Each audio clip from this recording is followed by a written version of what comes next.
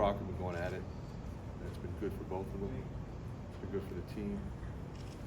As I've said before, they can play together, which is important.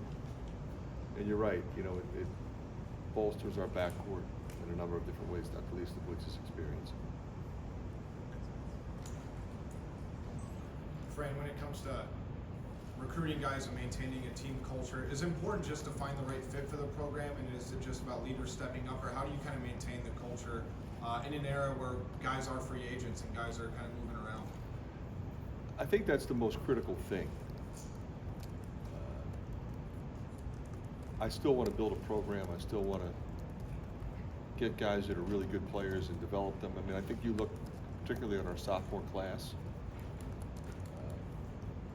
Obviously, we know what Owen did, but I'm talking about Brock, Price, Lodgy. They were both all three of them were really good last year. But they had an off season, a summer, a fall, a number of cycles in the weight room, and all three of them have really elevated their games. And that's what building a program is. And not feeling like you have to go get 8 or 9 guys. We got 2 that we felt fit our culture and fit our needs positionally, because we knew what we had coming back, and that was established the day after the Utah game. Okay, who's coming back? So now we know who's coming back, and we know what we need. We knew what we had coming in the freshman class. We're excited about those guys, and that's how we're going to continue to try to do it. Fran, can you discuss the competition at the 4 spot right now for you, and what's standing out about those guys? Well, all the guys that are, competing for playing time there, they're all really good and they're all different. Elijah, Cooper, Seydu. But again, all 3 of them, they're not 4 men. They can play the 4 spot, they can play the 3 spot, they can play the 5 spot. Lodgy maybe more 4-5. Coop and Seydu maybe more 3-4, but I would be comfortable playing Seydu in the backcourt. Same thing with Coop. So somebody's going to start there, but there's going to be a lot of different guys there. Fran, it appeared this offseason like you made a concerted effort to add more athleticism, at least based on the personnel you brought in. Would you agree with that, or did that just kind of happen, materialize? We're just trying to get good players. And we were very excited about Coop and Chris. We needed to address the point guard position without question, and we felt like we needed another front court guy. Since Peyton decided to come back, what have just your observations been of his attitude, the way he's working? Well, Peyton's attitude has always been fabulous. It's never going to be anything other than that. I do think, in response to your question, while he was also a leader last year, I think he views himself as the guy that is going to be the voice of the locker room, the voice on the bench, the voice on the road. And I'm very impressed with what he learned going through the NBA draft process and his attitude upon return and how it relates to his teammates has been, quite frankly, what I would have expected from him. When he made the decision to come back, he made it for that reason. And I'm incredibly proud of him and very thankful, and so are his teammates. Fran, were you ever thinking he was gone during that process? Well, anytime somebody goes through the process, that's a distinct possibility, right? Remember Joe Wieskamp? We always talk about him. He had the option to come back. He shot 7 for 8 in the first competitive game at the Combine.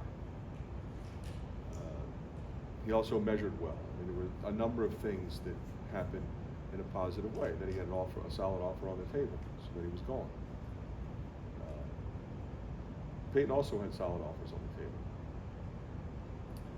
but none that I think would have drawn him away from this program or this opportunity to do something special, and then also, as I've said many times, bet on himself to move into the first round. What have you seen in his game and just what he's been able to learn from that experience? Well, he's always been a guy that moves incredibly well without the ball. He's sort of nonstop motion. He sprints the floor in transition. He really works hard defensively. He rebounds well. So he tries to impact the game in a number of ways. We saw him get a triple-double last year. So I do think he's making a concerted effort to sort of be that guy. He's always been a great shooter. When he was Sixth Man of the Year in the league, you know, he was really special with his three-point shooting in particular, but he knows in order to make the NBA, in order to help this team be what it could be, we need him to be an all-league player in all facets, and that's what he's going to be.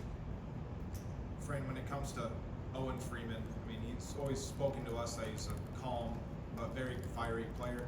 When you go into a season, sophomore season after the freshman year he had, how important is it that you already have a guy that's mature beyond his years when you talk about improvement-driven mindset? Just how have you kind of seen him take advantage of that throughout the last few months?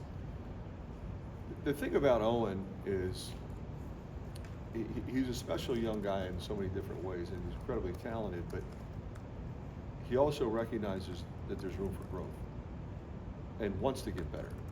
So for him, it started in the weight room, but then it also, you know, morphed into doing more off the bounce, doing more from the perimeter as a shooter. You know, I used to tell him, even when he was in high school, to look for his shot more. Flash to the high post, catch, turn and face, and shoot it. You know, shoot the foul line jumper. That sets up your shot fake drive, because he's a shot fake drive, one dribble dunk guy from there. So he really worked hard on his shot on his own time. He worked very closely with Kirk Spearall, just on their own. And then of course with our coaches as well. But he got it in this summer.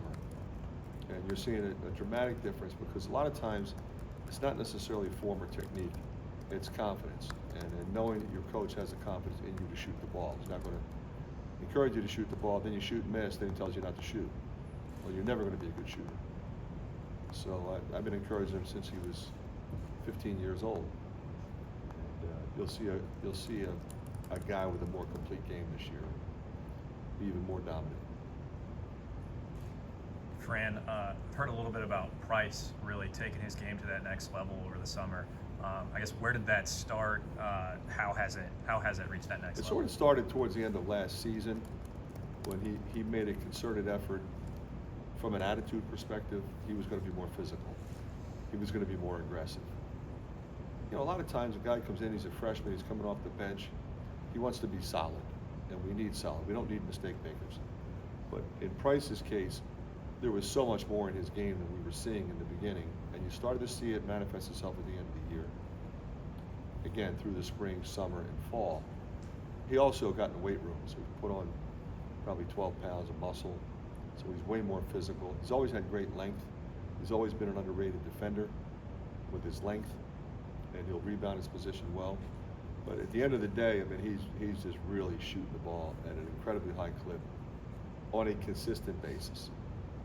Because we stat everything from every 5-on-5 situation, every practice. So from the second week of June until October, and he's killing it.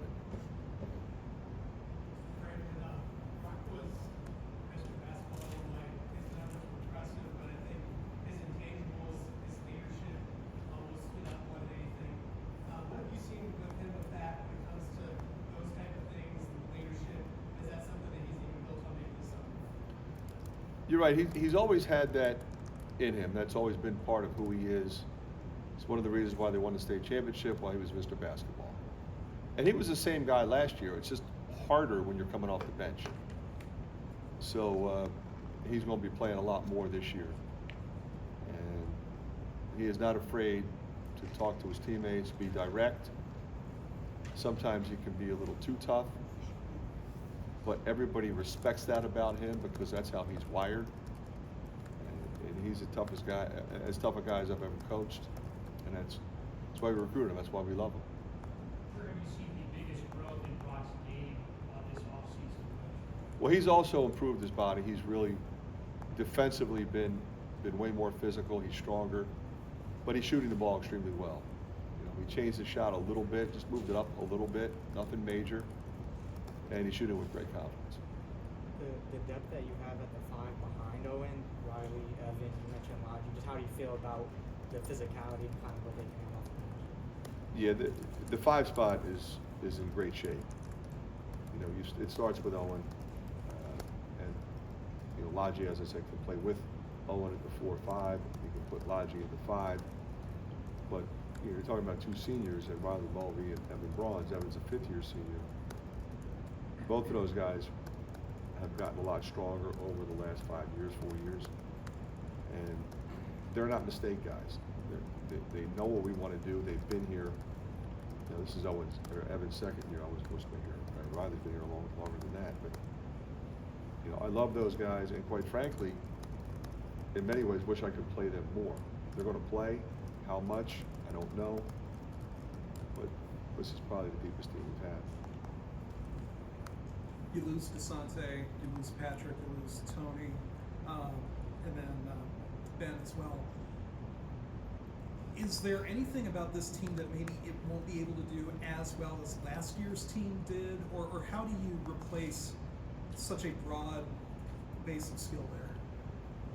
You know, Ben averaged 16 points a game. You know, he was a scoring front court guy, so you got to find scoring in some capacity. You know, he and Patrick also there. You know, I think you know we've addressed that. You know, both with the guys that are coming back as sophomores, with the portal, and with our freshmen. You know, so we sort of envisioned that being a necessity, and we took care of that. You know, in terms of the backcourt, with you know Josh Dix and being as special as he is, and we could swing Peyton back there. Price is obviously going to play back there. Brock has gone to a whole nother level. We addressed the departure of Tony with Drew, so I think we're fine. What have you seen from Tajdo, and how do you see him fitting into the mix this year? Toughest thing for Chris is he's so conscientious. He's such an incredibly hard worker. He's way too hard on himself.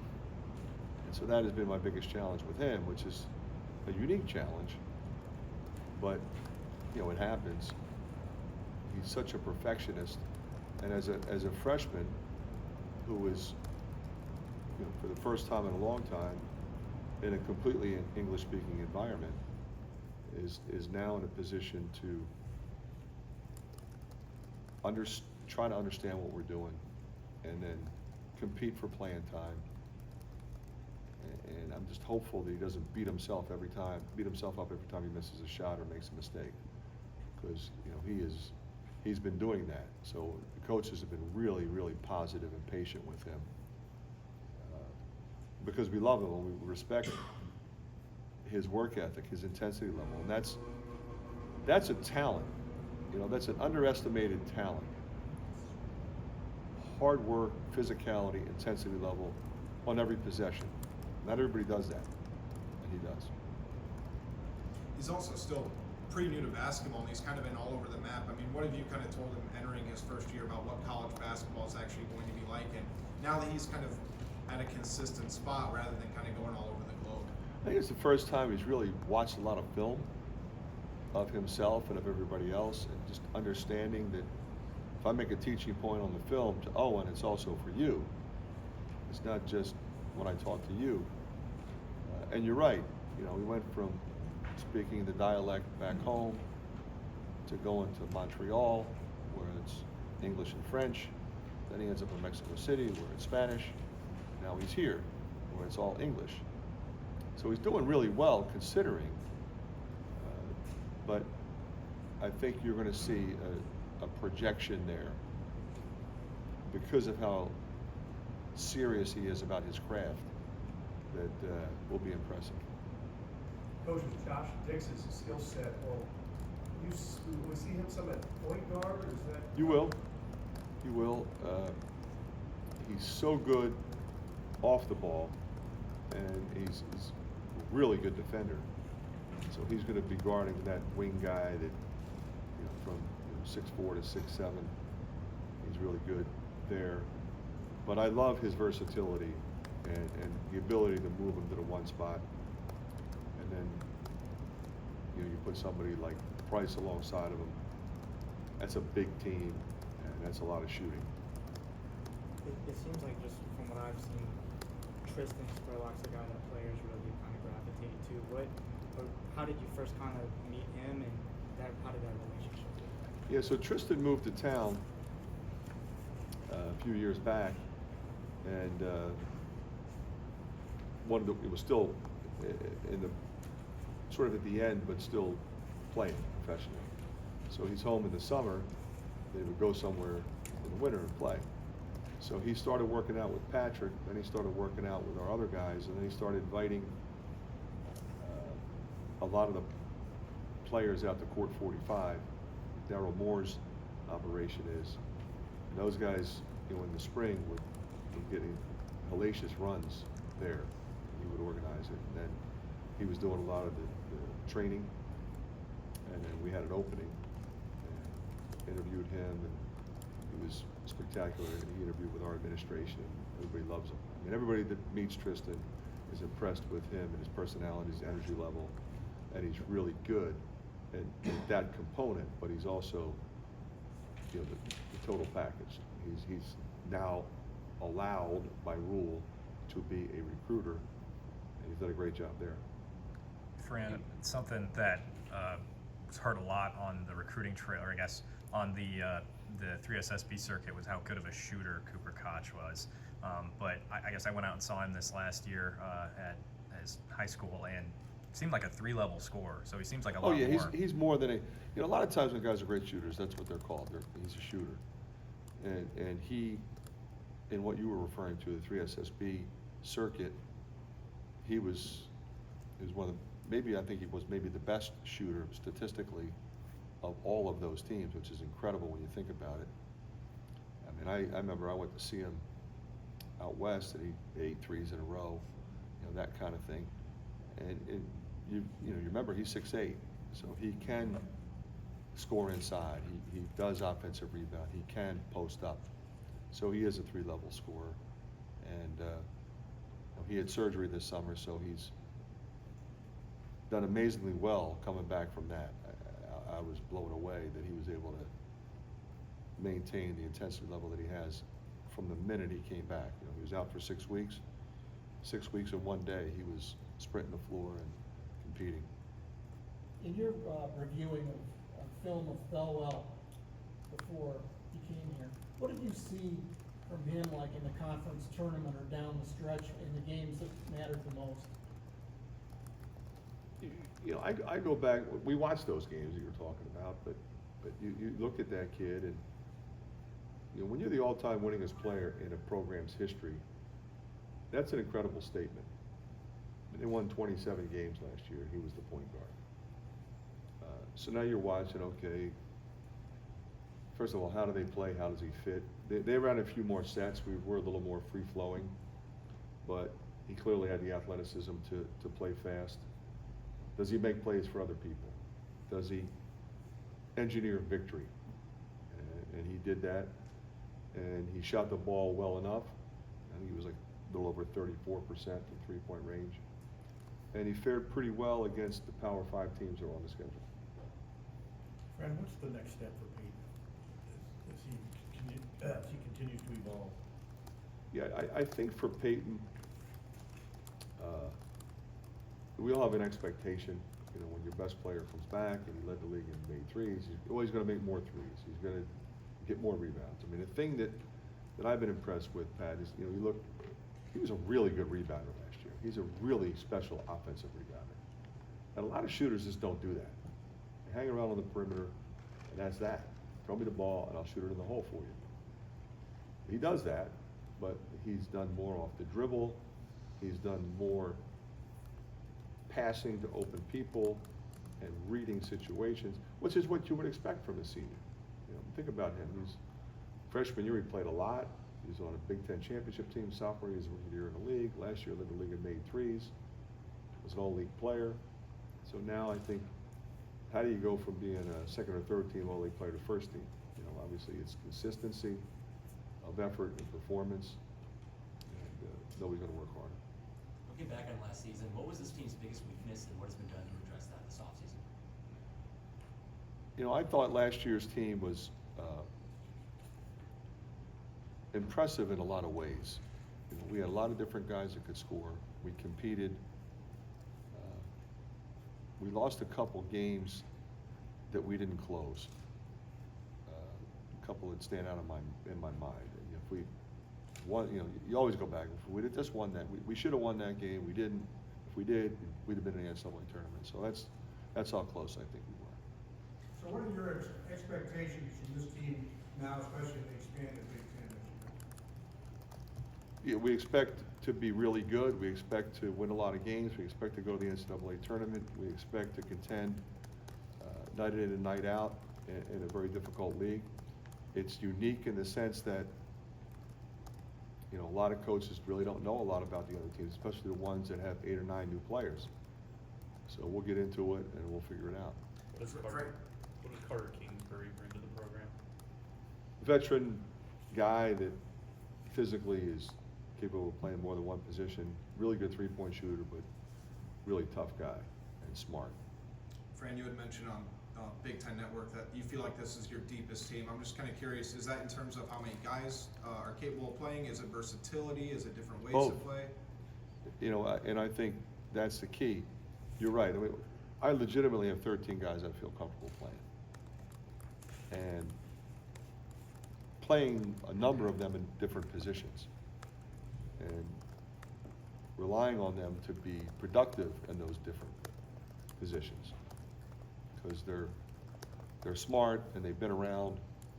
You know, there's a little bit of a learning curve with our new guys, the 2 freshmen and 2 transfers.